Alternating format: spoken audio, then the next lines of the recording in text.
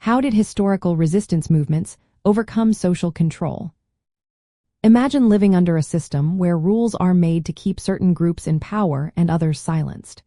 Now picture fighting back against that system to create change. That's what resistance movements have done throughout history. They found ways to challenge the mechanisms that kept social control in place. Social control includes laws, institutions, and customs that society uses to keep order and maintain power.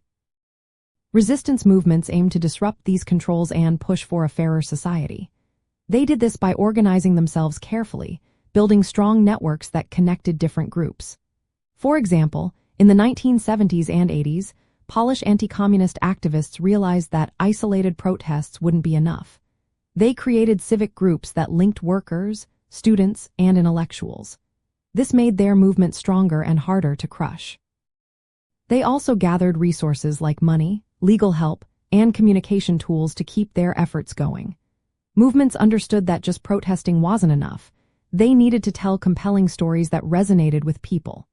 Civil rights activists, for instance, framed their fight as a quest for justice and equality, appealing to shared democratic values.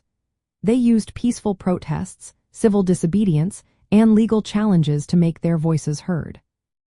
Sometimes they even staged symbolic acts like burning draft cards or refusing to serve in the military to send powerful messages. Movements also took advantage of social and political changes happening around them.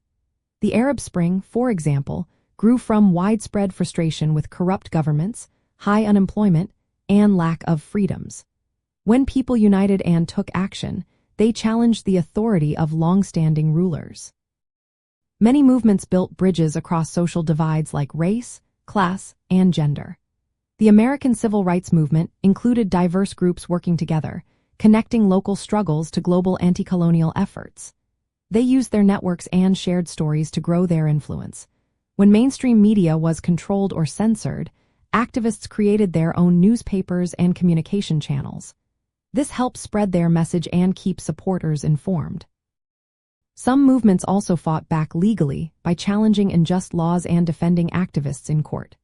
For example, Polish groups provided legal aid to those jailed, helping sustain resistance under authoritarian regimes.